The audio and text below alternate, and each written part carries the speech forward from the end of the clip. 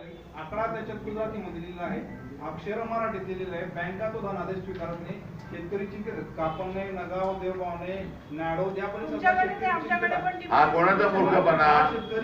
या राज्याच्या राज्यकर्त्यांचा शासनकर्त्याचा मूर्खपणा आहे. अशा परिस्थितीमध्ये तुम्ही काय ऍक्शन घेतल्या?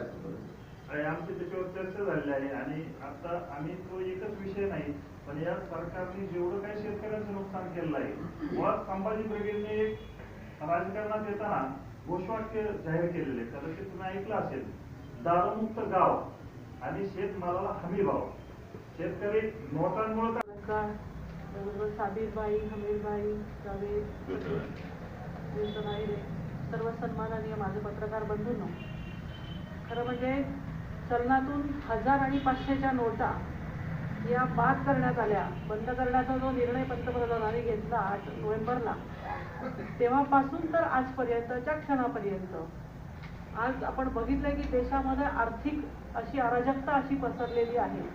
जिथे जाल तिथे तुम्हाला सगळीकडे रांगाच रांगा दिसत आहेत. पूर्वी हा देश हिमालयाच्या रांगा, सह्याद्रीच्या रांगा म्हणून ओळखला जात होतो. आता पुढे याची ओळख कदाचित ATMच्या रांगा किंवा बँकांच्या रांगा त्याच्यामुळे ओळख असू शकते असं मला वाटत नाही. कारण की जो निर्णय झाला आहे त्याच्यामुळे इतकी अराजकता सगळ्यांमध्ये सामान्य लोकांमध्ये पोहोचलेली आहे. मुळात म्हणजे 3 कारणांसाठी हा निर्णय पंतप्रधानांनी घेतला असं त्यांचं म्हणणं आहे. ती 3 महत्त्वाची कारणं म्हणजे दहशतवाद्यांच्या होत असलेला काळा पैशाचा पुरवठा, आणि दुसरी महत्त्वाची गोष्ट की प्रचंड प्रमाणात असलेला करप्शन, भ्रष्टाचार, आणि तिसरा महत्त्वाचा मुद्दा होता बनावट नोट. दहशतवाद्यांना होत असलेल्या काळ्या पैशाचा पुरवठ्याच्या बाबतीत जर का आपण बोलायचं म्हटलं तर 8 नोव्हेंबर नंतरचं जर का आपण सगळ्या जगातल्या किंवा आपल्या भारतातल्या जरी प्रेस नोट्स बघितल्या असतील किंवा वर्तमानपत्र बघितले असतील तर दहशतवादी हल्ले थांबलेत का? त्यांच्याकडे बऱ्याच पेपरमध्ये आपण वाचले की त्यांच्याकडे खूप मोठ्या प्रमाणामध्ये नोटा सापडलेल्या आहेत. बऱ्याच ठिकाणी प्रेसमध्ये आले, मीडियामध्ये पण आपण बघतो. मग हे नेमकं काय यांना सिद्ध करायचं होतं? आणि दहशतवाद्यांना जी काही रसद पुरवली जाते ती सीमेकडून परकीय चलनातनं पण पुरवली जाते. मग ह्या गोष्टी हे फक्त भारत सरकार थांबवू शकणार आहे का? तर हे थांबवू शकणार नाहीये. आणि मग नेमकं याच्या मागचं कारण नुसतं द्यायचं की दहशतवाद्यांचे हल्ले थांबलेले नाहीयेत, त्यांच्याजवळच्या बनावट नोटांचा पुरवठा थांबलेला नाही, काळा पैसा त्यांच्याजवळचा थांबलेला नाही, तो आज पण त्यांच्याजवळ तितक्याच मुबलक प्रमाणामध्ये. मग नेमकं याच्यातनं यांना काय सिद्ध करायचं होतं याचा हिशोब जनतेला माननीय पंतप्रधान यांनी द्यावा अशी आमची एक महत्त्वाची मागणी आहे. दुसरा मुद्दा होता त्यांचा की प्रचंड प्रमाणावरती करप्शन, भ्रष्टाचाराच्या हिच्यामध्ये जर आपण बघितलं वर्तमानपत्रांमध्ये दररोजच्या बातम्या येत आहेत की ज्या अधिकारी असतील किंवा आणखी कोणी असतील तर त्या सगळ्यांनी नव्या नोटा मागून भ्रष्टाचार चाललेला आहे. मग तो तरी थांबलाय का? ते थांबवण्यामागे याचं काही कारण तुम्हाला दिसतंय का? म्हणजे अशी काहीतरी व्यवस्था असली पाहिजे होती की त्याच्या माध्यमातून हा कुठेतरी भ्रष्टाचार थांबला असता. पण आपण निर्णय देतोय आणि त्याच्या 8 दिवसांनी आपल्याला लगेच 2000च्या नोटा एखाद्या मुठभर लोकांच्या हातामध्ये दिसत आहेत. खूप नाही, खोट्या असतील किंवा आणखीन काही असेल, पण जो त्यांचा मेन त्यांचं जे अचिव्हमेंट होतं त्यांनी ह्या कारणात. राहुलजी गांधी हे तर रोजच बोलतात. त्यांनी आता 5 प्रश्न विचारले पंतप्रधान मोदींना की तुम्ही ह्या ज्या जुन्या नोटा गोळा केल्या त्या किती गोळा केल्या त्या तुम्ही लोकांसमोर सांगा.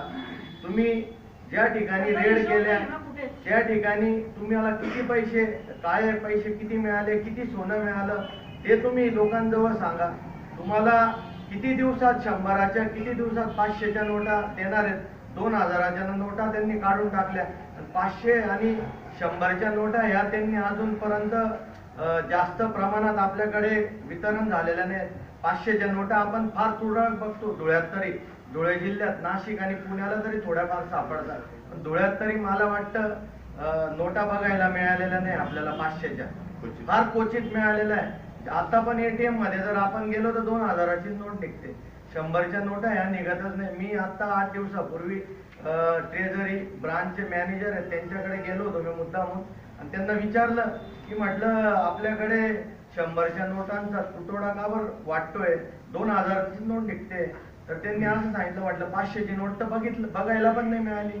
तर त्यांनी असं सांगितलं की आम्हाला जर आम्ही प्रत्येक म्हणजे ज्या बँका आहेत इथं जेवढे मॅनेजर आहेत यांनी त्यांच्या ज्या युनियन्स आहेत त्यांच्या युनियनच्या लोकांमार्फत RBIला कळवलेलं आहे की आम्हाला लोकांच्या रोषापुढे जावं लागतंय आणि आमच्याकडे कर्मचाऱ्यांना अटॅक येत आहे बँकेच्या आणि आमचे लोक काम करू शकणार नाही, तर आपण खरंच तुम्ही किती दिवसात किती पैसे पाठवणार आहेत हे आम्हाला तुम्ही कळवावं, असं त्यांनी वारंवार ईमेल द्वारे त्यांनी कळवलेलं आहे.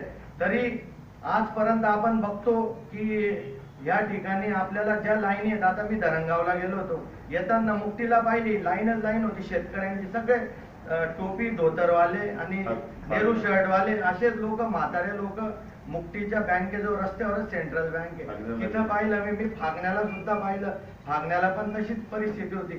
2च दिवस जर बाकी राहिले आणि सरकारचं अजूनपर्यंत आता मुंबईला